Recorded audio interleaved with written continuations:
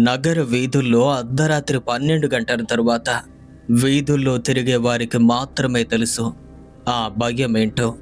చీకట్లో మెరిసే వింత కళ్ళు, ఎక్కడెక్కడి నుండో వచ్చే విచిత్రమైనటువంటి శబ్దాలు, అకస్మాత్తుగా కనిపించే అదృశ్యమయ్యే నీడలు. కానీ ఆటో డ్రైవర్లు ఈ భయాలన్నీ కూడా వారికి రోజువారి విషయం. వారు జీవనోపాధి కోసం ఈ భయంతోనే జీవిస్తూ ఉంటారు. ఈ కథ ఒక సాధారణ ఆటో డ్రైవర్కి జరిగినటువంటి అసాధారణమైనటువంటి అనుభవం గురించి. కానీ ఈ అనుభవం అతని జీవితాన్ని మాత్రమే కాదు, అతని తరువాత వచ్చే అనేక మంది డ్రైవర్ల జీవితాలను కూడా ఎంతగానో మార్చేసింది. ఎందుకంటే కొన్ని ఆత్మలు ఎప్పటికీ శాంతిని పొందలేవు. ఇప్పుడు మనం తెలుసుకోబోతున్నటువంటి ఈ స్టోరీ కూడా అలాంటిదే. అయితే ఈ స్టోరీని మొదలు పెట్టబోయే ముందు మీ అందరికీ కూడా ఓ చిన్న రిక్వెస్ట్. ఇంతవరకు ఎవరైతే మన వీడియోని లైక్ చేయలేదో దయచేసి ఇప్పుడే లైక్ చేయండి.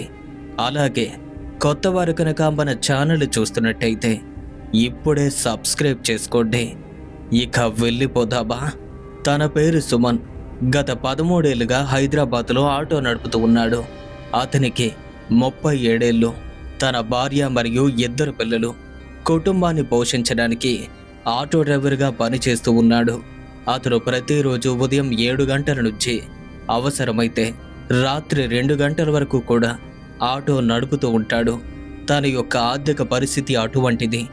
మెహదీపట్నం, బేగంపేట్, సికింద్రాబాద్ ఈ రూట్స్ అన్నీ కూడా, హైదరాబాద్లో ఉన్నటువంటి ప్రతి ఒక్క రూట్ కూడా అతనికి చేతి వేళ్ళంత పరిచయం. రాత్రిపూట ఎక్కువగా కమిషన్ రాకపోవచ్చు, కానీ అత్యవసరమైనటువంటి సమయాల్లో హాస్పిటల్కి వెళ్ళేవారు. అలాగే నైట్ షిఫ్ట్లో పనిచేసేవారు, ఎమర్జెన్సీ ఉన్నవారు అతన్నే ఆధారపడుతూ ఉంటారు. అది మే నెల. ఆనాటి రాత్రి అతని జీవితంలో అతిపెద్ద కలకలాన్ని సృష్టించింది. ఆ రాత్రి యొక్క ప్రారంభం చాలా సాధారణంగానే జరిగింది, కానీ తరువాత జరగబోయేది చాలా భయంకరమైంది. సరిగ్గా రాత్రి 11 గంటల 45 నిమిషాలకు సుమన్ తన యొక్క చివరి రైడ్ని ర్యాపిడోలో పూర్తి చేసి ఇంటికి వెళ్ళబోతున్నాడు. ఇక అప్పుడే అకస్మాత్తుగా ఉన్నట్టుండి భారీ వర్షం మొదలైంది. అప్పటికే హైదరాబాదులోని అకస్మాత్ వర్షాలకు అలవాటు పడినటువంటి అతను మామూలుగానే రోడ్డు పక్కనే ఆగిపోయి వర్షం తగ్గే వరకు కూడా అక్కడే ఉండాలి అని నిర్ణయించుకున్నాడు. సింగరేణి కాలనీ దగ్గర ఒక పాత చెట్టు కింద ఆటో ఆపి అక్కడే లోపల కూర్చున్నాడు. వర్షం కుండపోతగా కురుస్తూ ఉంది. గాలి కూడా విపరీతంగా వీస్తూ ఉంది. ఆ చుట్టూ ఎవ్వరూ లేరు. సుమన్ అప్పుడే రేడియోని ఆన్ చేసి వర్షం ఎప్పుడు తగ్గుతుందా అని ఎదురు చూస్తూ ఉన్నాడు. ఇక అప్పుడే అకస్మాత్తుగా వర్షంలో ఓ నీడ కదిలినట్టయింది. మొదట్లో చూస్తే ఏదో అనుకున్నాడు. అంటే రోడ్లపైన చెట్ల యొక్క కొమ్మల నీడలు పడుతూ ఉంటాయి కదా, అలా అదే. కానీ ఆ తరువాత ఆ నీడ రోడ్డుపైకి వచ్చింది. తెల్లని దుస్తులు ధరించినటువంటి ఒక అమ్మాయి నేరుగా ఆ వర్షంలో ఆటో వైపుగా నడుచుకుంటూ వస్తుంది.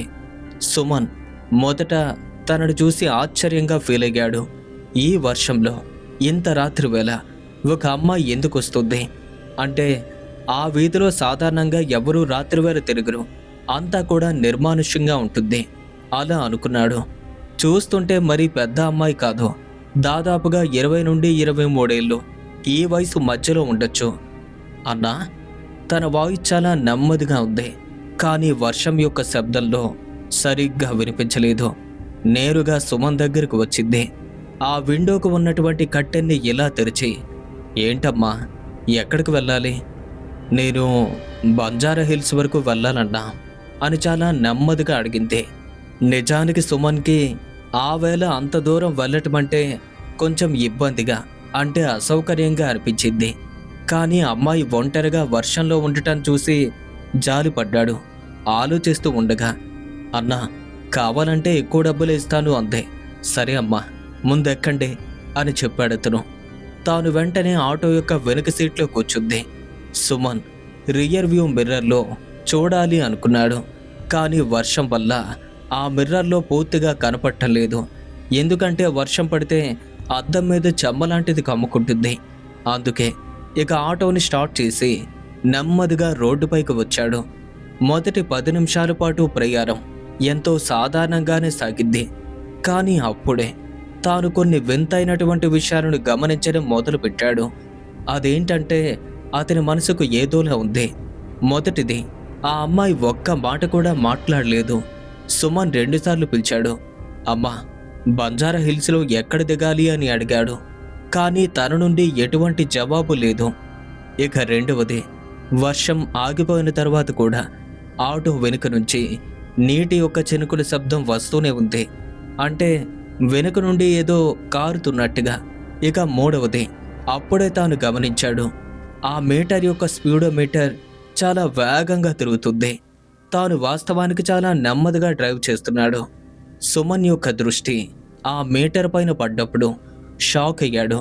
మీటర్లో తాను చూసింది 80 కిలోమీటర్ల పైగా ఆటో స్పీడ్గా వెళ్తున్నట్టు. కానీ వాస్తవానికి 20 కిలోమీటర్ల వేగం కంటే తక్కువగానే వెళ్ళుంటాడు. తనకేమీ తెలియటం లేదు. కానీ ఏదో సరిగ్గా లేదన్న విషయం అర్థమైంది. అతను ఆ మిర్రర్లో స్పష్టంగా చూద్దాము అనుకున్నాడు. ఆ మిర్రర్ని కొంచెం వంచి దాన్ని క్లీన్ చేసి అలా అడ్జస్ట్ చేసి చూస్తే ఆ అమ్మాయి అక్కడ సీట్లో కూర్చోలేదు. ఎలా అంటే సీట్ పైన కొంచెం ఎత్తులో తేలుతూ కూర్చున్నట్టుగా కనిపించింది. తన కాళ్ళు పూర్తిగా సీట్నైతే తాకలేదు.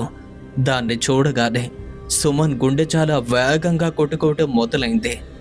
అతను ఎన్నాళ్ళ నుంచో వింటూ వచ్చినటువంటి దెయ్యాల కథలన్నీ కూడా గుర్తు చేసుకున్నాడు. కానీ అతను ధైర్యం చేసుకుని మళ్ళీ అద్దంలోకి చూశాడు. ఈసారి మునుపటి కంటే భయంకరమైనటువంటి దృశ్యం. అదేంటంటే ఆ అమ్మాయి తల ఒక వింతైన కోణంలో వంగి ఉంది. అలాగే జుట్టు ముఖాన్ని పూర్తిగా కమ్మేసింది. కానీ తన కళ్ళు 2 ఎర్రని చుక్కల్లాగా మెరుస్తున్నాయి. సుమన్ వెంటనే బ్రేక్ వేసి ఆగిపోవాలి అనుకున్నాడు. కానీ అప్పటికే తన కాళ్ళు విపరీతంగా వణికిపోతున్నాయి. ఇక ఆటో ఏదో అదృశ్యమైనటువంటి శక్తి వల్ల దానంతటా అదే ముందుకు పోతూనే ఉంది. అమ్మా, అమ్మా, ఎవరు నువ్వు అని వణుకుతూనే పిలిచాడు. అంతవరకు ఏ స్పందన లేకపోయినప్పటికీ అప్పుడు మాత్రం ఓ భయంకరమైనటువంటి శబ్దం వచ్చింది. ఒక మహిళ చాలా భీకరమైన స్వరంలో నవ్వింది. కానీ ఆ నవ్వు అస్సలు మనిషిలానే లేదు. బంజారా హిల్స్ కాదన్నా, నేను వేరే చోటుకు వెళ్ళాలి అని మాట్లాడింది. కానీ తన గొంతు కూడా మారిపోయింది. ఇప్పుడు తన స్వరంలో కోపం, బాధ, ప్రతీకారం, తపన అన్నీ కూడా వినిపిస్తున్నాయి. సుమన్ హ్యాండిల్ గట్టిగా పట్టుకుని దయచేసి ఆటో దిగిపోండి, లేదా ఎక్కడికి వెళ్ళాలో చెప్పండి అని భయపడుతూనే ఏదేదో మాట్లాడేస్తున్నాడు. అలానే అడుగుతున్నాడు. శ్మశానం, నేను శ్మశానం దగ్గరకు వెళ్ళాలి అని చెప్పింది. తన గొంతు మునుపటి కంటే చాలా దారుణంగా మారిపోయింది.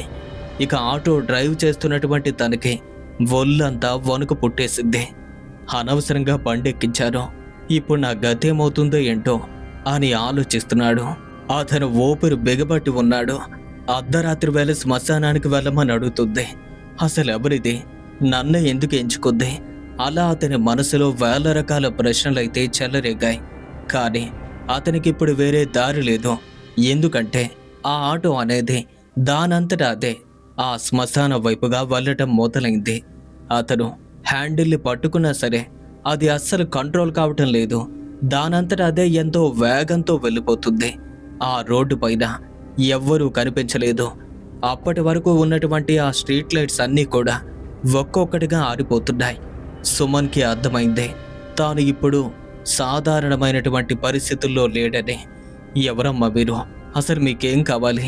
శ్మశానానికి నన్నెందుకు తీసుకువెళ్తున్నారు అని వణుకుతున్న గొంతుతో అడిగాడు. వెనుక నుంచి చాలా భయంకరమైనటువంటి స్వరం, అలాగే నవ్వు కూడా వచ్చింది. నేనెవరో తెలుసుకుంటావన్నా, కానీ అప్పటికే చాలా ఆలస్యమైపోతుంది. ఇక ఆ శ్మశానం దగ్గరకు వచ్చింది. సుమన్ అంతా అర్థం చేసుకున్నాడు. శ్మశానం గేట్ చూస్తేనే తన వెన్నులో వణుకు పుడుతుంది. ఇక అప్పటికే అక్కడ వాతావరణం అంతా కూడా ఎంతో భయంకరంగా మారిపోయింది. వర్షం పడి విడిచిపెట్టినప్పటికీ అక్కడ ఉన్నటువంటి చెట్లు మాత్రం ఎంతో వేగంగా అటు ఇటు ఊగుతున్నాయి. ఇక అకస్మాత్తుగా వెనుక సీట్ నుంచి తన వైపుగా చల్లని గాలి దూసుకొచ్చింది. ఆ దెబ్బతో తాను మరింతగా వణికిపోయాడు. అతను వెనక్కి తిరిగి చూస్తే అంతే, ఆ అమ్మాయి ఇప్పుడు తన అసలైన రూపంలో కనిపించింది. తన ముఖం చాలా తెల్లగా ఉంది. కళ్ళు బయటకు వస్తున్నాయి. మెడ వింతైన కోణంలో వంగి ఉంది. తన యొక్క దుస్తులంతా కూడా రక్తంతో తడిసి ఉన్నాయి. ఎవరు నువ్వు, అసలు ఎవరు నువ్వు అని అడగ్గా, నా పేరు మీరా. 4 ఏళ్ల క్రితం ఇదే సమయానికి ఇదే వేళ ఒక ఆటో ఎక్కారు. కానీ ఆటో డ్రైవర్ అని కోపంతో అరవటం మొదలుపెట్టింది. ఆ రోజు నేను మా స్నేహితురాల దగ్గరకు వెళ్ళి ఆలస్యం కావడంతో ఆటో బుక్ చేశాను. ఆటో ఎక్కాను. ఆ ఆటో డ్రైవర్ చాలా చెడ్డవాడు. అతను నన్ను ఏదోలా చూశాడు. రాత్రి ఒంటరిగా ఉన్నటువంటి అమ్మాయిని చూసి చెడ్డ ఆలోచనలు పుట్టుకొచ్చాయి. తాను చెప్తూనే గట్టిగా అరుస్తుంది. వాడు నన్ను ఏదో చెయ్యాలి అనుకున్నాడు. నన్ను అక్కడి నుండి దారి తప్పించాలని ఎక్కడికో వెళ్ళాలని చూశాడు. కానీ నేను వాడికి అవకాశం ఇవ్వలేదు. వాడు అలానే అదే మార్గంలో ముందుకు తీసుకువెళ్తున్నాడు. నన్ను పట్టుకుందామని చూశాడు. ఒక్కసారిగా ఆటో నుండి క్రిందకు దూకేశాను. సుమన్ గుండె ఆగిపోయినట్టయింది. అతనికి అర్థమైంది ఏం జరుగుంటుందో. నేను అలా దూకినప్పుడు నా తల రోడ్డుకి చాలా బలంగా తాకింది.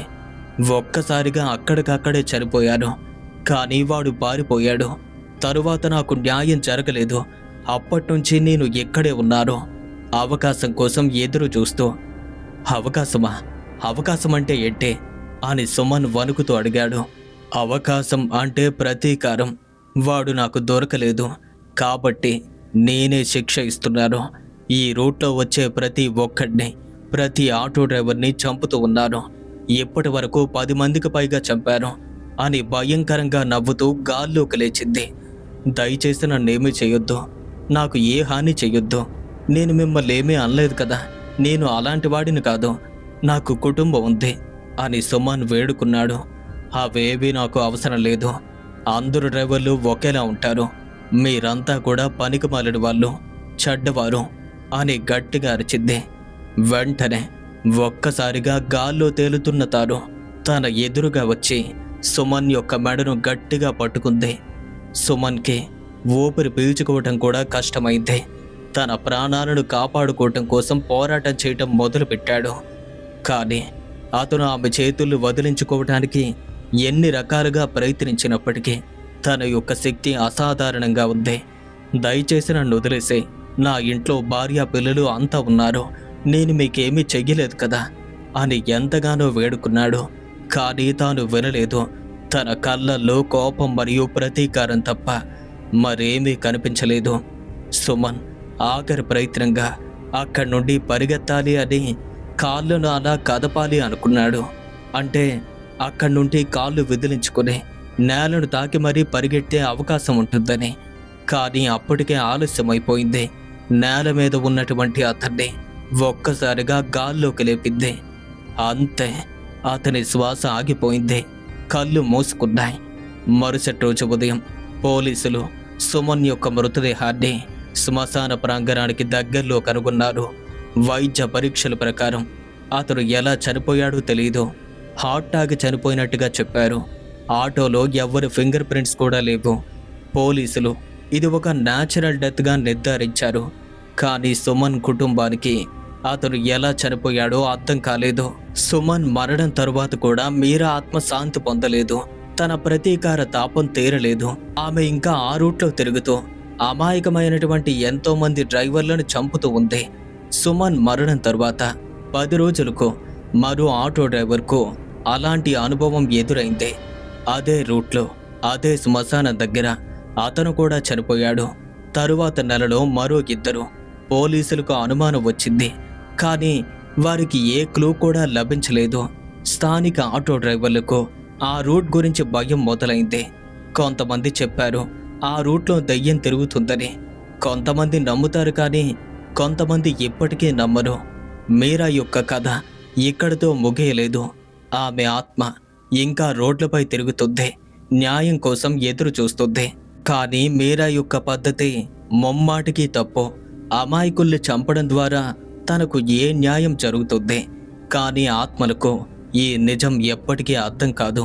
వాటికి కేవలం కోపం, బాధ మరియు ప్రతీకార తపన అవి మాత్రమే తెలుసు.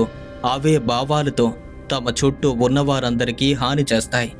ఇక ఈ విధంగా ఈ సంఘటన ముగుస్తుంది. కొంతమంది డ్రైవర్లు తరువాత ఆ మార్గంలోకి వెళ్ళటమే మానేస్తారు. కానీ కొత్తవారు మాత్రం తెలియక వెళ్తారు. వారి ప్రాణాలు పోగొట్టుకుంటూ ఉంటారు. ఫ్రెండ్స్, విన్నారు కదా, ఇదే ఇవాల్టి హారర్ స్టోరీ. మరి ఈ స్టోరీపై మీ యొక్క అభిప్రాయాన్ని తప్పకుండా క్రింద కామెంట్స్ రూపంలో రాయండి. అలాగే ఈ వీడియో కనుక మీకు నచ్చినట్టయితే లైక్ చేయండి, షేర్ చేయండి.